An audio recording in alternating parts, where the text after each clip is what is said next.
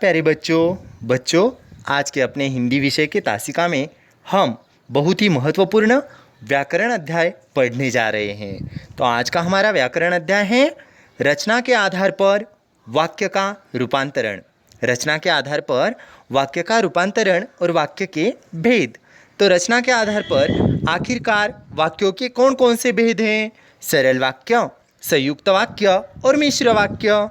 तो आज के तासिका में हम देखेंगे वाक्यों के भेद। चलो बच्चों देखते हैं वाक्यों के भेद।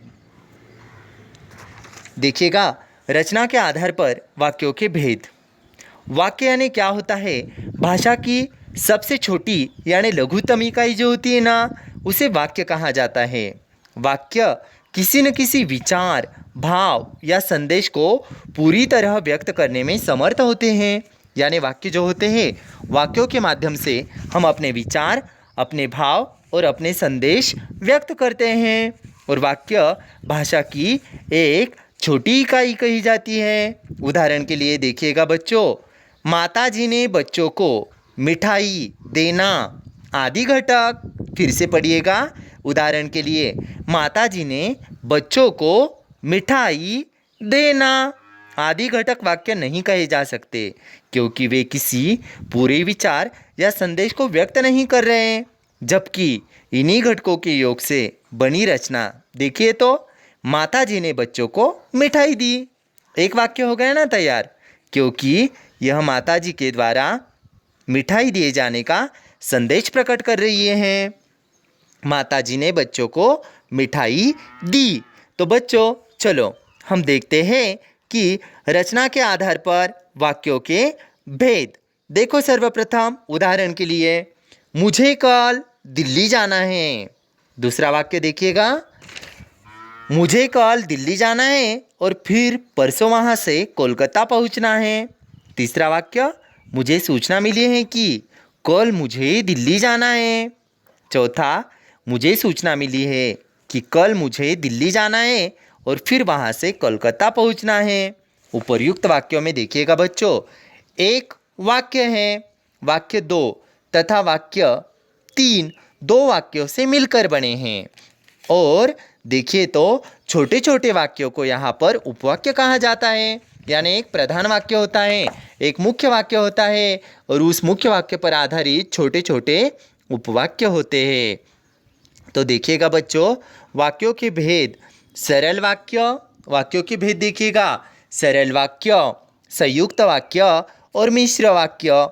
सरल वाक्य में एक उपवाक्य वाला होता है, संयुक्त वाक्य में दो या अधिक स्वतंत्र उपवाक्यों वाले होते हैं, मिश्र वाक्य में एक स्वतंत्र तथा शेष आश्रित उपवाक्य यानी प्रधान वाक्य पर आधारित दूसरा वाक्य होता है उपवाक्य, वहाँ पर मिश्र वाक्य कहा जाता है। तो अब हमें सरल वाक्य, संयुक्त वाक्य और मिश्र वाक्य, इन तीनों वाक्यों को कैसे पहचानना है? तो देखिएगा, सरल वाक्य, जैसा कि आपको बताया गया, सरल वाक्य में एक ही वाक्य होता है, इनमें एक ही क्रिया, पदबंध या विधेय होता है।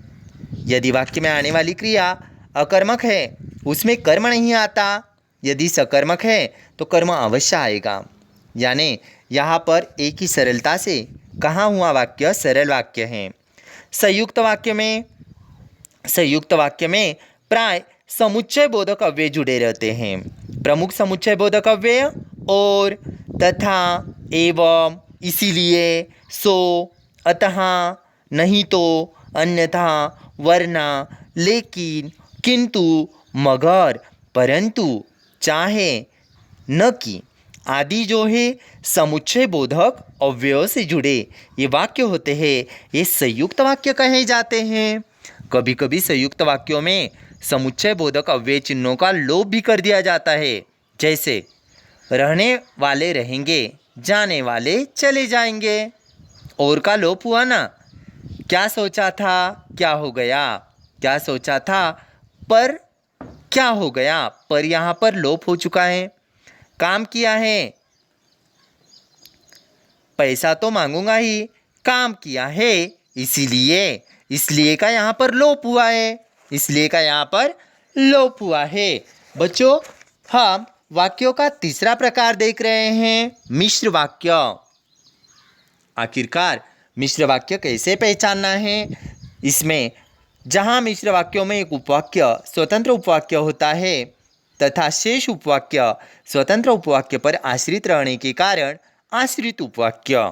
जैसे प्रधान वाक्य देखिएगा, मैं उस लड़की से मिला था। आश्रित वाक्य, जिसकी किताब खो गई थी। मैंने वही मकान खरीदा। आश्रित उपवाक्य, जहाँ आप रहते हैं।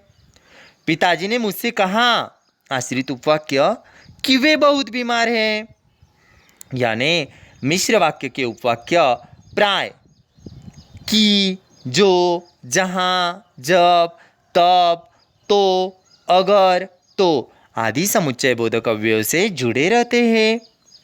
देखो बच्चों, अब यहाँ पर वाक्यों का रूपांतरण हम देख रहे हैं। बच्चा खाना खाकर स्कूल गया। सरल वाक्य है। इसे संयुक्त कैसे बनाना है? बच्चे ने खाना खाया, फिर वह स्कूल गया। जब बच्चे ने खाना खाया तब वह स्कूल गया। मिश्र वाक्य भी बन गया। संयुक्त वाक्य, पिताजी ने पहले लस्सी पी, फिर कॉफी। ये हुआ संयुक्त। इसे सरल बनाएंगे। पिताजी ने लस्सी और कॉफी दोनों पी। मिश्र, जब पिताजी ने लस्सी पी तब कॉफी भी पी। मिश्र बन गया ना।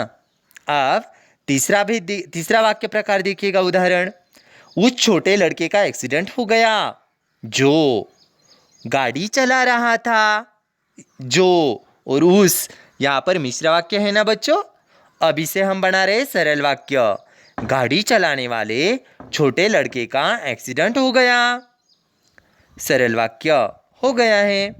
और संयुक्त, छोटा लड़का गाड़ी चला रहा था पर उसका एक्सीडेंट हो गया। ये बन गया संयुक्त। छोटा लड़का गाड़ी चला रहा था इसलिए उसका एक्सीडेंट हो गया। यानी देखिएगा, संयुक्त वाक्य में इसलिए, फिर, और आदि समुच्चय बोधक अव्ययों का प्रयोग किया गया है। बच्चों, उदाहरण के लिए हम देखते हैं कि दो उदाहरण। सर्वप्रथम देखिएगा, सरल वाक्यों के 2 उदाहरण, संयुक्त वाक्यों के 2 उदाहरण और मिश्र वाक्यों के 2 उदाहरण। पहले हम देखते हैं सरल वाक्य। डूबता हुआ सूरज बहुत सुंदर लग रहा था।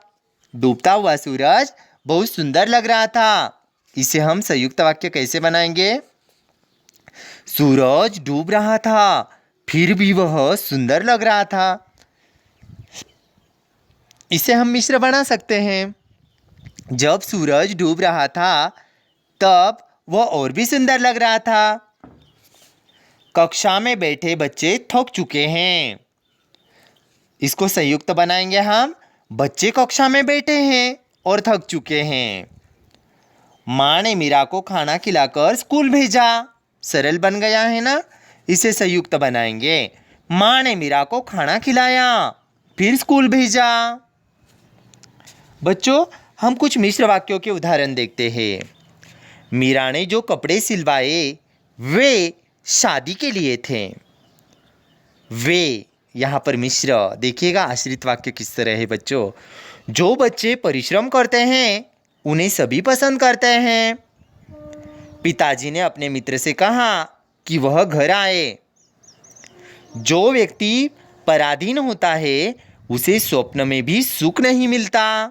यानी देखिएगा, जब, तब, जो, उससे यहाँ पर मिश्र वाक्य पहचानना है। किस तरह से मिश्र, संयुक्त और सरल वाक्य होते हैं बच्चों। तो बच्चों, आप भी अगर आपको वाक्य प्रकार दिया गया, वाक्यों के उदाहरण आपको दिए गए, तो आपको वाक्य का भेद पहचान कर लिखना है और आपको वाक्य और रूपांतरण भी करना है। जैसे कि मैं आपको सरल वाक्य दूंगा। एक सरल वाक्य, वह मिठाई खरीदने के लिए बाजार गई। आपको मिश्र इस तरह बनाना है। जब उसे मिठाई खरीदनी थी तब वह बाजार गई। वह बाजार गई और मिठाई खरीदी। इस तरह के वाक्य रूपांतरण आपको आने चाहिए बच्चों। उम्मीद करता हूँ आपको सरल वाक्य, संयुक्त वाक्य और मिश्र वाक्य समझ में आए होंगे। धन्यवाद सभी को।